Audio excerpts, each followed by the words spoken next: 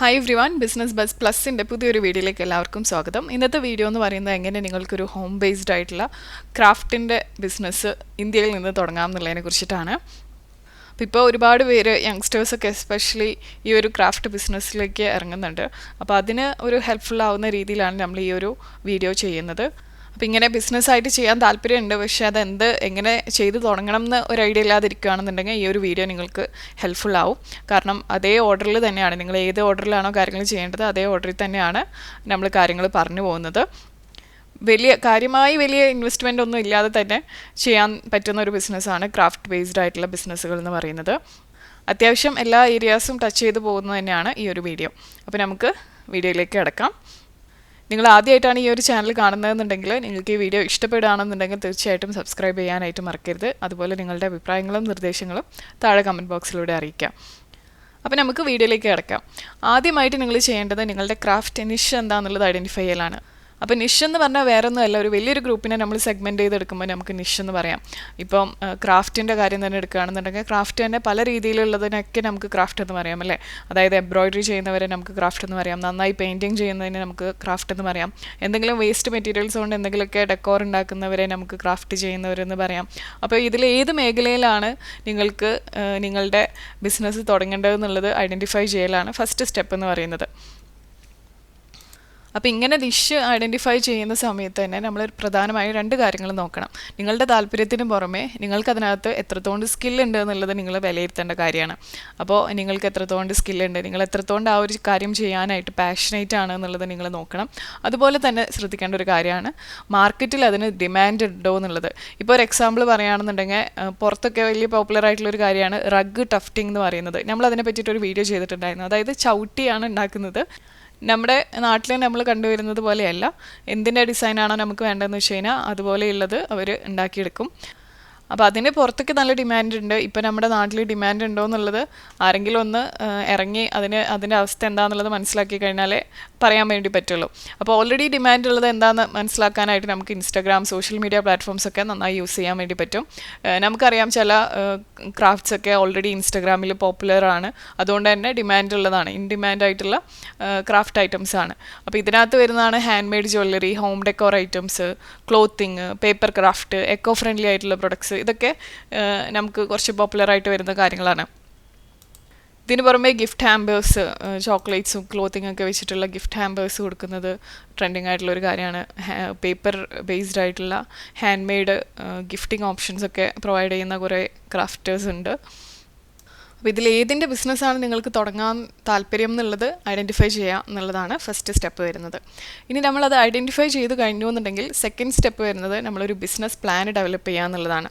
അപ്പോൾ ഇത് നിങ്ങൾ എത്രത്തോണ്ട് ബിസിനസ്സിൽ സീരിയസ് ആണ് എന്നുള്ളതിന് ഡിപ്പെൻസ് ആണ്. ഇത് ചെയ്തുകൊള്ളാൻ നിർബന്ധമല്ല, പക്ഷേ ചെയ്യുകയാണെന്നുണ്ടെങ്കിൽ നിങ്ങൾക്ക് നല്ലൊരു ഐഡിയ കിട്ടും. അപ്പോൾ ബിസിനസ് പ്ലാൻ ഡെവലപ്പ് ചെയ്യുക എന്ന് പറയുന്നത് നമ്മൾ എന്തൊക്കെ പ്രൊഡക്ട്സാണ് ഈ ഒരു ബിസിനസ്സിലൂടെ ഓഫർ ചെയ്യാൻ വേണ്ടിയിട്ട് പോകുന്നത് എന്നുള്ളത് നിങ്ങൾക്ക് തീരുമാനിക്കാം. അതായത് നിങ്ങളുടെ ബിസിനസ് നിങ്ങൾക്ക് ഡിഫൈൻ ചെയ്യാം. അതുപോലെ തന്നെ നിങ്ങൾക്കൊരു മാർക്കറ്റ് അനാലിസിസ് നടത്താം. നിങ്ങളുടെ ടാർഗറ്റ് മാർക്കറ്റ് എന്താണെന്നുള്ളത്, എന്താണ്, ഏത് ഏജ് ഗ്രൂപ്പിലുള്ളവരാണ്, നിങ്ങളുടെ കോമ്പറ്റീറ്റേഴ്സ് ആരൊക്കെയാണ്, അവരുടെ പ്രൈസിങ് സ്ട്രാറ്റജീസ് എന്തൊക്കെയാണ്, നിങ്ങൾക്ക് എങ്ങനെ ഇത് നന്നായി ബെറ്ററായിട്ട് പ്രൈസിങ് ചെയ്ത് കൊടുക്കാം, കുറച്ചുകൂടി ബെറ്ററായിട്ട് എങ്ങനെ മാർക്കറ്റിംഗ് ചെയ്യാം, ഇങ്ങനെയുള്ള കാര്യങ്ങളൊക്കെ പ്ലാൻ ചെയ്യാൻ വേണ്ടി പറ്റും. പിന്നെ അതുപോലെ തന്നെ ബഡ്ജറ്റിങ്ങും നിങ്ങൾക്ക് ചെയ്യാൻ വേണ്ടി സാധിക്കും. അതായത് ഇനീഷ്യലി ഇൻവെസ്റ്റ്മെൻ്റ് ആയിട്ട് നിങ്ങൾക്ക് മെറ്റീരിയൽസ് വാങ്ങാനും അല്ലെങ്കിൽ ടൂൾസൊക്കെ വാങ്ങാനും, ഇനി അതുപോലെ തന്നെ മാർക്കറ്റിംഗ് ചെയ്യാനായിട്ട് നിങ്ങൾ ആഡ്സ് എന്തെങ്കിലും ചെയ്യാൻ താല്പര്യപ്പെടുന്നുണ്ട്, അല്ലെങ്കിൽ എന്തെങ്കിലും സ്പോൺസർഷിപ്പൊക്കെ ചെയ്യാൻ താല്പര്യപ്പെടുന്നുണ്ട് എന്നുണ്ടെങ്കിൽ അതിനൊക്കെ മാർക്കറ്റിങ്ങിന് ആവശ്യമായിട്ടുള്ള എമൗണ്ട് എത്ര ബഡ്ജറ്റ് ആക്കണം, ഇങ്ങനെയുള്ള കാര്യങ്ങളൊക്കെ നിങ്ങൾക്ക് ഈ ഒരു ബിസിനസ് പ്ലാനിൻ്റെ ഭാഗമായിട്ട് ചെയ്യാൻ വേണ്ടി സാധിക്കും. അപ്പോൾ ബിസിനസ് പ്ലാൻ ഡെവലപ്പ് ചെയ്യുക എന്ന് പറയുമ്പോൾ നമ്മൾ പ്രധാനമായിട്ടും 3 കാര്യങ്ങളാണ് ചെയ്യുന്നത്. നിങ്ങളുടെ ബിസിനസ് ഡിഫൈൻ ചെയ്യുക, അതായത് എന്തൊക്കെ പ്രൊഡക്ട്സാണ് നിങ്ങൾ ഓഫർ ചെയ്യുന്നത് എന്നുള്ളത് നോക്കുക. രണ്ടാമതായിട്ട് മാർക്കറ്റ് അനാലിസിസ് ചെയ്യുക, നിങ്ങളുടെ ടാർഗറ്റ് മാർക്കറ്റ് എന്താണെന്നുള്ളത് മനസ്സിലാക്കുക, കോമ്പറ്റീറ്റേഴ്സിനെ നോക്കുക, അതുപോലെ അവരുടെ പ്രൈസിങ് സ്ട്രാറ്റജീസ് എന്താണെന്നുള്ളത് നോക്കുക. മൂന്നാമതായിട്ട് നിങ്ങളുടെ ബഡ്ജറ്റിങ്ങിനെ ഹെൽപ്പ് ചെയ്യുന്ന രീതിയിൽ ഇനീഷ്യൽ നിങ്ങൾക്ക് എത്ര തുക ഇൻവെസ്റ്റ്മെൻറ്റ് വേണം, സാധനങ്ങൾ വാങ്ങാനും കാര്യങ്ങൾക്കൊക്കെ എത്ര വേണം എന്നുള്ളത് തീരുമാനിക്കാം. പിന്നെ മാർക്കറ്റിങ്ങിന് എത്ര ബഡ്ജറ്റ് മാറ്റി വയ്ക്കണം എന്നുള്ളത് മനസ്സിലാക്കാം. ഇനി മൂന്നാമത്തെ കാര്യമാണ് ലീഗൽ ഫോർമാലിറ്റീസ്. അതായത് നിങ്ങളുടെ ബിസിനസ് നിങ്ങൾക്ക് രജിസ്റ്റർ ചെയ്യാൻ താല്പര്യം ഉണ്ടെന്നുണ്ടെങ്കിൽ അത് ഒരു സോൾ പ്രൊപ്രൈറ്റർഷിപ്പായിട്ട്, അതായത് നിങ്ങൾ മാത്രം തുടങ്ങുന്ന, നിങ്ങൾ മാത്രം ഓൺ ചെയ്യുന്ന ഒരു ബിസിനസ് ആണെന്നുണ്ടെങ്കിൽ നിങ്ങൾക്ക് സോൾ പ്രൊപ്രൈറ്റർഷിപ്പായിട്ട് തുടങ്ങാം. ഇനി അതല്ല, നിങ്ങൾക്ക് പാർട്ട്നേഴ്സ് ഉണ്ട്, നിങ്ങളുടെ ഒരു ഫ്രണ്ടോ ആരെങ്കിലും കൂട്ടിയിട്ടാണ് നിങ്ങൾ ചെയ്യുന്നതെന്നുണ്ടെങ്കിൽ നിങ്ങൾക്ക് പ്രോപ്പറായിട്ട് അതൊരു പാർട്ട്ണർഷിപ്പ് എഗ്രിമെൻ്റ് ഒക്കെ ഉണ്ടാക്കിയിട്ട് വേണമെന്നുണ്ടെങ്കിൽ ചെയ്യാം. അപ്പോൾ അതൊക്കെ വലുതാവുന്നതിനനുസരിച്ചിട്ടാണ്. ഇപ്പോൾ ഒരു ചെറിയ ഒരു പ്ലാനാണ് നിങ്ങളുടേത് എന്നുണ്ടെങ്കിൽ നിങ്ങൾക്ക് ഈ ബിസിനസ് രജിസ്ട്രേഷൻ്റെ ആവശ്യമുണ്ടാവില്ല. നിങ്ങൾക്കൊരു സോൾ പ്രൊപ്രൈറ്റർഷിപ്പായിട്ട് തുടങ്ങാം.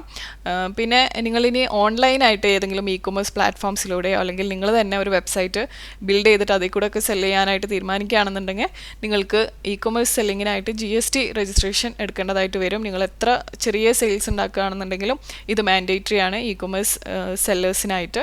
അപ്പോൾ അതുകൊണ്ട് നിങ്ങൾ GST രജിസ്ട്രേഷൻ എടുക്കേണ്ടതിനെ പറ്റി ചിന്തിക്കണം. പിന്നെ നിങ്ങൾക്ക് ഇനി ഭാവിയിൽ കുറച്ചുകൂടി നന്നായിട്ട് നിങ്ങൾ ചെയ്യാൻ വേണ്ടി താല്പര്യപ്പെടുകയാണെന്നുണ്ടെങ്കിൽ നിങ്ങൾക്ക് ലോക്കൽ പെർമിറ്റ്, അതായത് നമ്മുടെ ലോക്കൽ ബോഡി രജിസ്ട്രേഷന് കാര്യങ്ങൾ ചെയ്യാം.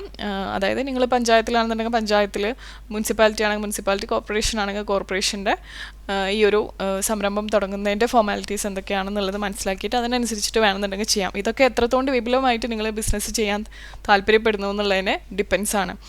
അപ്പോൾ ജസ്റ്റ് ചെയ്ത് തുടങ്ങിയിട്ട് എന്താവും എന്നുള്ളതിനനുസരിച്ചിട്ട് എക്സ്പാൻഡ് ചെയ്യാനാണെന്നുണ്ടെങ്കിൽ ഇതൊന്നും ഇല്ലാതെ തന്നെ നിങ്ങൾക്ക് തുടങ്ങാം. എന്നിട്ട് ബിസിനസ് ഡെവലപ്പ് ചെയ്യുന്നതിനനുസരിച്ചിട്ട് നിങ്ങൾക്ക് മറ്റുള്ള കാര്യങ്ങൾ ചെയ്താൽ മതിയാവും. ഇനി നാലാമത്തെ കാര്യം എന്ന് പറയുന്നത് നിങ്ങളുടെ വർക്ക് സ്പേസ് സെറ്റ് ചെയ്യുക എന്നുള്ളതാണ്. അപ്പോൾ നിങ്ങൾക്കൊരു ഹോം ബേസ്ഡ് ആയിട്ടുള്ള വർക്ക് സ്പേസ് ആണ് വേണ്ടതെന്നുണ്ടെങ്കിൽ നിങ്ങളുടെ വീട്ടിൽ തന്നെ നിങ്ങൾക്ക് ചെറിയൊരു ഭാഗം ക്രാഫ്റ്റിംഗ്, അതിൻ്റെ സ്റ്റോറേജിനൊക്കെ ആയിട്ട് യൂസ് ചെയ്യാം. ഇനി എക്യുപ്മെൻറ്റ്, എന്തെങ്കിലും സപ്ലൈസ് ഒക്കെ വാങ്ങണം എന്നുണ്ടെങ്കിൽ നിങ്ങൾക്ക് അതിനകത്ത് ഇൻവെസ്റ്റ് ചെയ്യാം. അതായത് ടൂൾസിന്, മെറ്റീരിയൽസിനൊക്കെ അത്യാവശ്യം എമൗണ്ട് മേ ബി നിങ്ങൾ സ്പെൻഡ് ചെയ്യേണ്ടി വരും. അപ്പോൾ അത് നിങ്ങൾക്ക് പർച്ചേസ് ചെയ്ത് വാങ്ങി വയ്ക്കാം. അപ്പോൾ നിങ്ങളുടെ വർക്ക് സ്പേസ് സെറ്റ് ചെയ്യുക എന്നുള്ളതാണ് നാലാമത്തെ സ്റ്റെപ്പ്. ഇനി അത് കഴിഞ്ഞാൽ അഞ്ചാമത്തെ സ്റ്റെപ്പ് വരുന്നത് നിങ്ങളുടെ ബ്രാൻഡ് ബിൽഡ് ചെയ്യുക എന്നുള്ളതാണ്. അപ്പോൾ നിങ്ങൾ ഇൻസ്റ്റഗ്രാമിലോ അല്ലെങ്കിൽ ഏതെങ്കിലും സോഷ്യൽ മീഡിയ പേജസിലൂടെയാണ് ഇനീഷ്യലി തുടങ്ങാൻ താല്പര്യപ്പെടുന്നത്. ഇനി അതല്ല, ഓൺലൈനായിട്ട് തന്നെ മറ്റ് ഏതെങ്കിലും രീതിയിലൂടെയാണ്, അതായത് ഇപ്പോൾ കൊമേഴ്സ് പ്ലാറ്റ്ഫോംസിലൂടെ അല്ലാന്നുണ്ടെങ്കിൽ വെബ്സൈറ്റിലൂടെയൊക്കെ ആണെന്നുണ്ടെങ്കിൽ പോലും നിങ്ങൾക്കൊരു ബ്രാൻഡ് ഉണ്ടാവുന്നത് നല്ലതാണ്. അപ്പോൾ ഒരു ബ്രാൻഡ് നെയിം ക്രിയേറ്റ് ചെയ്യുക എന്നുള്ളതാണ് ഫസ്റ്റ് സ്റ്റെപ്പ്. അത്യാവശ്യം ഓർമ്മയിൽ നിൽക്കുന്ന, നിങ്ങളുടെ ബിസിനസ്സിന് റിലവൻ്റ് ആയിട്ടുള്ള രീതിയിലുള്ള ഒരു പേര് നിങ്ങൾക്ക് ചൂസ് ചെയ്യാം. അതിനുശേഷം നിങ്ങളുടെ ലോഗോ ഡിസൈൻ ചെയ്യുക. അതുപോലെ നിങ്ങളുടെ പാക്കിംഗ് മെറ്റീരിയൽസിനൊക്കെ നിങ്ങൾക്ക് ഒരു പ്രൊഫഷണൽ ലോഗോ അല്ലെങ്കിൽ ഒരു അട്രാക്റ്റീവ് ആയിട്ടുള്ള രീതിയിലുള്ള പാക്കേജിങ് മെറ്റീരിയൽസിലൊക്കെ ഇൻവെസ്റ്റ് ചെയ്യാം. അപ്പോൾ ഇങ്ങനെ നിങ്ങൾക്ക് നിങ്ങളുടെ ബ്രാൻഡ് ഒന്ന് ബിൽഡ് ചെയ്തെടുക്കാം. ഇനി ആറാമത്തെ കാര്യം വരുന്നത് ഒരു ഓൺലൈൻ പ്രസൻസ് ക്രിയേറ്റ് ചെയ്യുക എന്നുള്ളതാണ്. ഇത് നിങ്ങൾക്ക് 3 രീതിയിൽ ചെയ്യാം. ഞാനിപ്പോൾ നേരത്തെ ഒരുപാട് തവണ പറഞ്ഞതുപോലെ തന്നെ നിങ്ങൾക്ക് വേണമെന്നുണ്ടെങ്കിൽ സ്വന്തമായിട്ടൊരു വെബ്സൈറ്റ് ചെയ്യാം. എന്നിട്ട് അതിനകത്ത് നിങ്ങളുടെ കംപ്ലീറ്റ് പ്രൊഡക്ട്സ് ഷോക്കേസ് ചെയ്യുന്ന രീതിയിൽ ആളുകൾക്ക് ഓഫർ ചെയ്യാം. ഇനി അതല്ലാന്നുണ്ടെങ്കിൽ സോഷ്യൽ മീഡിയ പ്ലാറ്റ്ഫോംസ് ഉപയോഗിച്ചിട്ട് ഇൻസ്റ്റഗ്രാം, ഫേസ്ബുക്ക്, പിൻട്രസ്റ്റ് ഒക്കെ ഉപയോഗിച്ചിട്ട് നിങ്ങൾക്ക് നിങ്ങളുടെ ക്രാഫ്റ്റ്സ് മാർക്കറ്റ് ചെയ്യാം. ഇനി അതും അല്ലാന്നുണ്ടെങ്കിൽ മൂന്നാമത്തെ ഓപ്ഷൻ ഓൺലൈൻ മാർക്കറ്റ് പ്ലേസസ് ആയിട്ടുള്ള കൊമേഴ്സ് വെബ്സൈറ്റ്സ് ആയിട്ടുള്ള ആമസോൺ, പിന്നെ അതുപോലെ ക്രാഫ്റ്റ്സ് വില്ല, നൈക്ക, Etsy ഒക്കെ പോലെയുള്ള പ്ലാറ്റ്ഫോംസിൽ നിങ്ങളുടെ ക്രാഫ്റ്റിനെ ഡിപ്പെൻസ് ആണ് ഏത് പ്ലാറ്റ്ഫോംസ് വേണം എന്നുള്ളത് തീരുമാനിക്കൽ. അപ്പോൾ നിങ്ങൾ ഓഫർ ചെയ്യുന്ന രീതിയിലുള്ള ക്രാഫ്റ്റ്സിന് താല്പര്യപ്പെടുന്ന രീതിയിലുള്ള കസ്റ്റമേഴ്സ് ഏതിലാണോ, ഏത് പ്ലാറ്റ്ഫോംസിലാണോ എന്ന് വെച്ചാൽ ആ ഒരു ഓപ്ഷൻ നിങ്ങൾ ചൂസ് ചെയ്യുന്നതായിരിക്കും എപ്പോഴും ബെറ്റർ. അപ്പോൾ ഇത്തരത്തിലൊരു ഓൺലൈൻ പ്രസൻസ് നിങ്ങൾക്ക് നിങ്ങളുടെ ബ്രാൻഡിന് ബിൽഡ് ചെയ്തെടുക്കുകയാണെന്നുണ്ടെങ്കിൽ അത് നന്നായി ഹെൽപ്പാവും.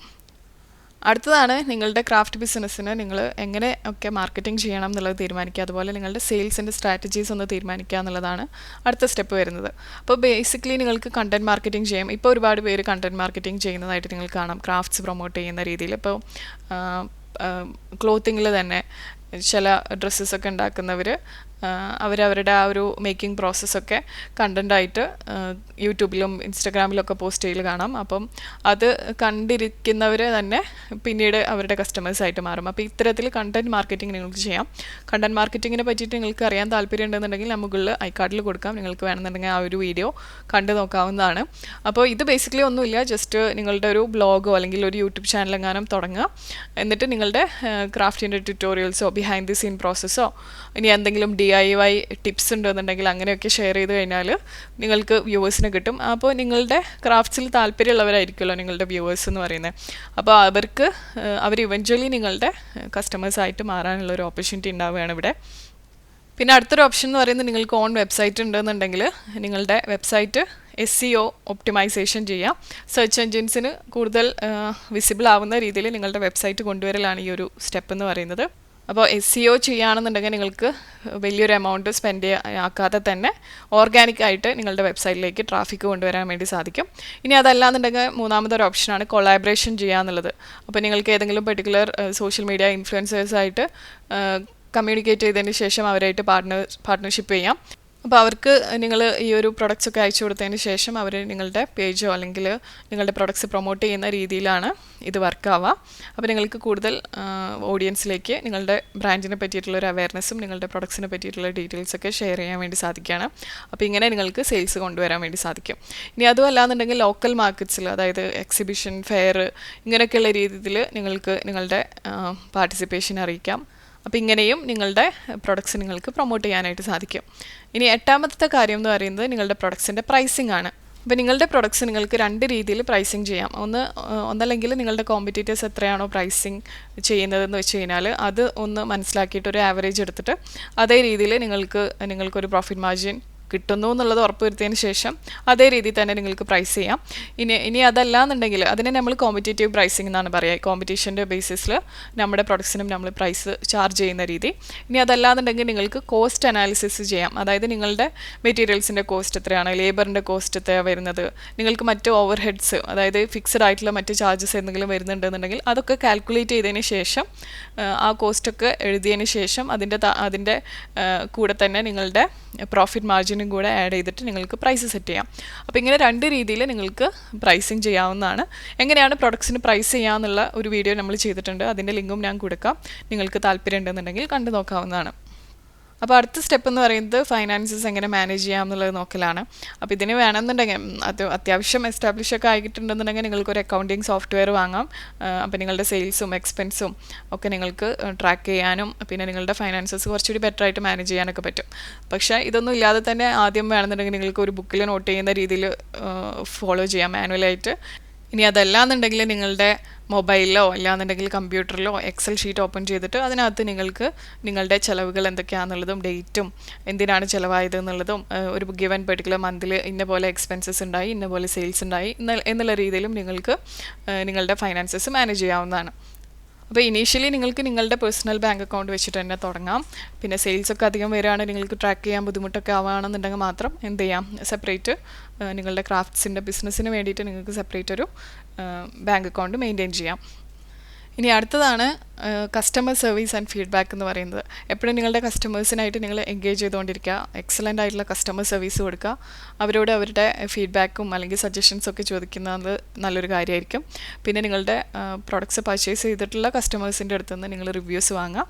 അപ്പോൾ അവരുടെ പോസിറ്റീവായിട്ടുള്ള റിവ്യൂസ് ലീവ് ചെയ്യാനായിട്ട് നിങ്ങൾ എൻകറേജ് ചെയ്യുക. അതുപോലെ അവരുടെ ടെസ്റ്റിമോണിയൽസും വാങ്ങുക. അപ്പോൾ ആളുകളുടെ പോസിറ്റീവ് റിവ്യൂസും ഫീഡ്ബാക്സൊക്കെ കാണുമ്പോൾ കൂടുതൽ പേര് നിങ്ങളുടെ ബിസിനസ്സിലേക്ക് അട്രാക്റ്റ് ആവും. നിങ്ങളുടെ പ്രൊഡക്ട്സ് പർച്ചേസ് ചെയ്യാനായിട്ടുള്ളൊരു താല്പര്യം അവർക്കുണ്ടാവും. ഇനി ലാസ്റ്റ് ആൻഡ് ഫൈനൽ തിങ് എന്ന് പറയുന്നത് നിങ്ങളുടെ ബിസിനസ് സ്കെയിൽ ചെയ്യുക, അതായത് എക്സ്പാൻഡ് ചെയ്യുന്നതിനെ പറ്റിയിട്ടാണ്. അപ്പോൾ നിങ്ങൾക്ക് ആദ്യം പ്രൊഡക്റ്റ് റേഞ്ചിനെ വെച്ചിട്ട് എക്സ്പാൻഡ് ചെയ്യാം. അതായത് നിലവിൽ നിങ്ങൾ ഓഫർ ചെയ്യുന്നത് ഒരു 4 പ്രൊഡക്റ്റ് ആണെന്നുണ്ടെങ്കിൽ നിങ്ങളുടെ കസ്റ്റമറിൻ്റെ ഫീഡ്ബാക്കിനനുസരിച്ചിട്ട് അല്ലെങ്കിൽ മാർക്കറ്റ് ട്രെൻഡിനനുസരിച്ചിട്ട് നിങ്ങൾക്ക് കൂടുതൽ പ്രൊഡക്ട്സ് നിങ്ങളുടെ ബിസിനസ്സിൽ ഓഫർ ചെയ്യാം. പിന്നെ അതുപോലെ ഹെൽപ്പാണെന്നുണ്ടെങ്കിലും ഇപ്പോൾ നിങ്ങളുടെ ബിസിനസ് ഗ്രോ ചെയ്യുന്നതിനനുസരിച്ചിട്ട് നിങ്ങൾക്ക് അഡീഷണൽ ഹെൽപ്പ് എടുക്കാം പ്രൊഡക്ഷൻ്റെ കാര്യത്തിൽ. അതായത് പ്രൊഡക്ട്സ് ഉണ്ടാക്കുന്ന കാര്യത്തിലാണെങ്കിലും മാർക്കറ്റിങ്ങിൻ്റെ കാര്യത്തിലാണെങ്കിലും ഇല്ലാന്നുണ്ടെങ്കിൽ അഡ്മിനിസ്ട്രേറ്റീവ് ടാസ്ക് മാനേജ് ചെയ്യാനാണെങ്കിലൊക്കെ നിങ്ങൾക്ക് എക്സ്ട്രാ ഹെൽപ്പ് എടുക്കാം. പിന്നെ നിങ്ങൾക്ക് ചെയ്യാവുന്ന ഒരു കാര്യമാണ് ബിസിനസ് എക്സ്പാൻഡ് ചെയ്യുന്നതിനനുസരിച്ചിട്ട് നിങ്ങൾക്ക് കൂടുതൽ ഹോൾസെയിലായിട്ട് എങ്ങനെ നിങ്ങളുടെ റോ മെറ്റീരിയൽസ് അല്ലെങ്കിൽ ടൂൾസൊക്കെ അക്വയർ ചെയ്യാം എന്നുള്ളത് നോക്കാം.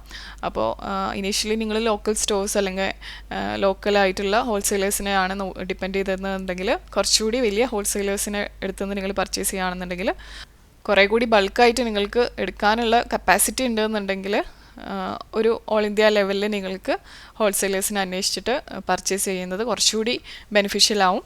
അപ്പോൾ അങ്ങനെ കോസ്റ്റ് എഫക്റ്റീവായിട്ട് നിങ്ങൾക്ക് കൂടുതൽ ലാഭത്തോടു കൂടെ സെല് ചെയ്യാൻ വേണ്ടി സാധിക്കും. പിന്നെ അടുത്തൊരു കാര്യമാണ് റിസോഴ്സസ് അല്ലെങ്കിൽ സപ്പോർട്ട് എന്ന് പറയുന്നത്. അപ്പോൾ നിങ്ങൾക്ക് ഗവൺമെൻറ് സ്കീംസിൽ പല സ്കീംസുകളും ഇത്തരത്തിൽ ക്രാഫ്റ്റ്സിനെ സപ്പോർട്ട് ചെയ്യുന്ന രീതിയിലുണ്ട്. അപ്പോൾ ഗവൺമെൻറ്റിൻ്റെ സ്കീംസ് ഉണ്ട്, ലോൺസ് ഉണ്ട്, ഇത്തരത്തിലുള്ള ചെറിയ ബിസിനസ്സുകൾ അല്ലെങ്കിൽ വുമൺ ഓൺടർപ്രനേഴ്സിനുള്ള സഹായം എന്നുള്ള രീതിയിൽ മുദ്ര ലോൺ സ്കീമൊക്കെ ഉണ്ടല്ലോ. അപ്പോൾ അങ്ങനെയുള്ള സ്കീംസ് നിങ്ങൾക്ക് അഡീഷണലി ഫൈനാൻഷ്യൽ ഹെൽപ്പിനായിട്ട് നോക്കാവുന്നതാണ്. പിന്നെ അതുപോലെ തന്നെ നിങ്ങൾക്ക് ഐഡിയാസൊക്കെ കിട്ടാനായിട്ട് നിങ്ങളുടെ ബിസിനസ്സിൻ്റെ ഹെൽപ്പിനാണെങ്കിലും ശരി, ക്രാഫ്റ്റ്സിൻ്റെ രീതിയിൽ നിങ്ങൾക്ക് കുറച്ചുകൂടി ക്രിയേറ്റീവായിട്ട് പോകണമെന്നുണ്ടെങ്കിൽ നിങ്ങൾക്ക് നെറ്റ്വർക്കിംഗ് ചെയ്യാം. അതായത് ക്രാഫ്റ്റിൻ്റെ അല്ലെങ്കിൽ ബിസിനസ് ഗ്രൂപ്പുകളിലൊക്കെ ജോയിൻ ചെയ്യാം. ഓൺലൈനായിട്ടുള്ള ഗ്രൂപ്പ്സ് ആണെങ്കിലും ഓഫ്ലൈൻ ആയിട്ടുള്ള ഗ്രൂപ്പ്സ് ആണെങ്കിലും നിങ്ങൾക്ക് ജോയിൻ ചെയ്യാം. അപ്പോൾ അത് നിങ്ങൾക്കൊരു സപ്പോർട്ടായിരിക്കും. ഈ ഒരു നെറ്റ്വർക്കിംഗ് എന്ന് പറയുന്നത് കൂടുതൽ ലേണിംഗ് ഓപ്പർച്യൂണിറ്റീസ് ഒക്കെ നിങ്ങൾക്ക് കിട്ടും. മറ്റുള്ളവരെന്താ ചെയ്യുന്നത് എന്നുള്ളത് നോക്കിക്കഴിഞ്ഞാൽ നമുക്കും പുതിയ പുതിയ ഐഡിയാസും പിന്നെ എന്താണ് ഡിമാൻഡ് എന്നുള്ളതൊക്കെ മനസ്സിലാക്കാനും അത് ഹെൽപ്ഫുള്ളായിരിക്കും. അപ്പോൾ ഇതൊക്കെയാണ് ഇന്നത്തെ ഈ ഒരു വീഡിയോയിൽ പറയാനായിട്ടുണ്ടായിരുന്നത്. നിങ്ങൾക്ക് ഹെൽപ്ഫുള്ളായി എന്ന് വിചാരിക്കുന്നു. കൂടുതൽ നല്ല വീഡിയോസിനായിട്ട് ചാനൽ സബ്സ്ക്രൈബ് ചെയ്യാം. Thank you for watching.